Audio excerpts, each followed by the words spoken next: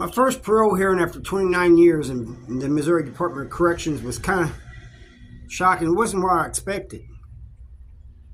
You know, when you get out, you got like so many days to report to your PO. And so I did, and I'm sitting there with two other people.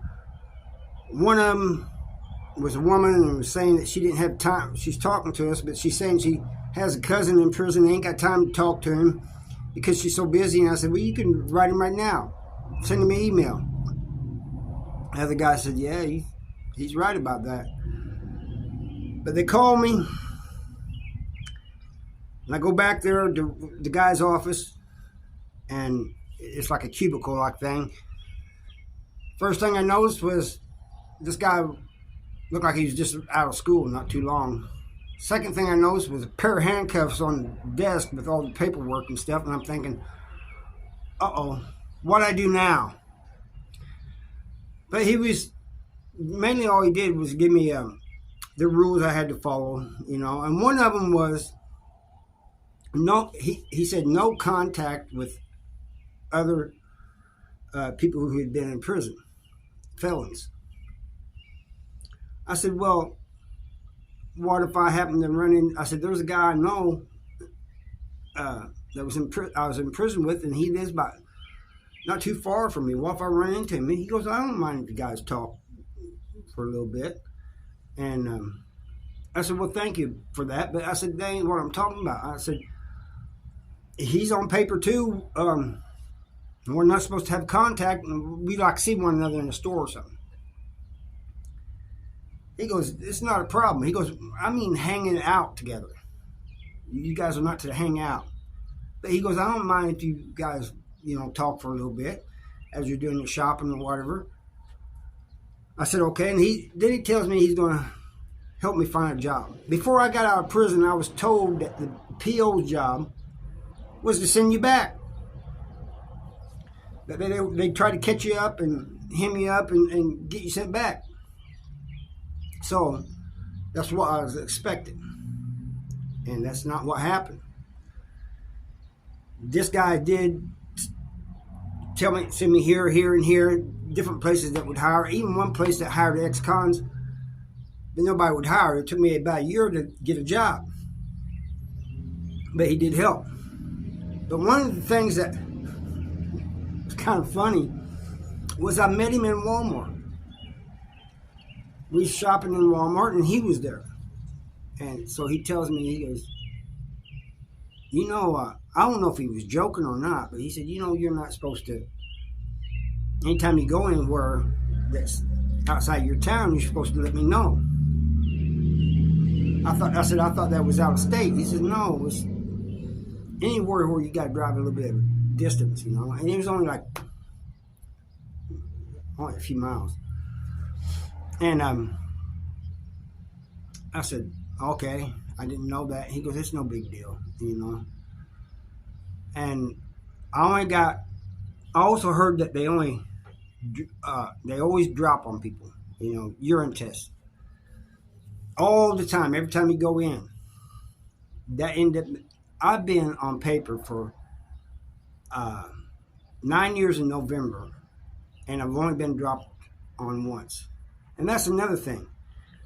One of the things he told me, he goes, since you have a life sentence, he goes, you're on paper indefinitely. You could be on paper for the rest of your life. So that kind of shocked me. I thought 5 years and he's done. Another thing that kind of shocked me was that he said, you still belong to the state of Missouri, Department of Corrections. I said, what? And he goes, yeah. He wasn't laughing, but I said, really? I still feel like I'm trapped. That's what I was thinking. I'm still in prison, but not really, because I can go where I want to and everything. You know, that's not a big deal. It's just I do wish I could get off this paper though. But as long as I'm following the stipulations. And at first, I had to report every 2 weeks, and then it was every 3 months, and then it was by email. Then it was house visits. This I kept getting changes in POs, and she would come by and see me. I remember one time on the porch, she's talking to me. They won't come in no more. And it said it's their policy because something could happen. But we was on the porch talking, and this cop comes by and stops and says, "Hey." So we walk out there, and there had been a dog that's been chasing people and stuff around the neighborhood. And some of my neighbors was getting ready to shoot it. But he says, "Hey, have you seen a light brown dog chasing a kid on a bike?" I couldn't help it. I said, "I didn't know dogs could ride bikes." And he takes off, and there's a just stop sign just a little ways. He stops, and he peels back real fast. He goes, "All I needed was a simple yes or no." I got a bunch of stories like that. There's one where one pulled me over and didn't let me go because he thought I made a joke, but I wasn't joking. I couldn't talk because I had a mouthful of donuts. But that first parole hearing, after that, I kind of got used to it. But that first parole hearing was kind of nerve-wracking to me, you know? And the house visits were too, kind of. A little bit, when they just all of a sudden show up at your house. But usually they let you know when they're coming. You know when they're coming. You know, I have nothing to hide anyway. It's just that these people work for the Department of Corrections. I spent 29 years in the Department of Corrections. I don't want to go back. Simple as that. But now, all I got to do is report every 3 months online to Jeff City. And sometimes my last PO that I had would make the house visit. Sometimes it's, "Hey, you're a day late. Send me an email. You're a day late on your reporting in." And that's the thing I tend to forget, you know. I need to set up a reminder on my phone or something. But I've walked down almost 9 years of paper, people, and no problems. Now, I know with it, other individuals, it may be different. I've had people tell me before I got out that they'd get out and be sent right back. They parole violations. Now, they claim that they didn't do anything. I don't know. I don't know. All I know is that I've had no problems.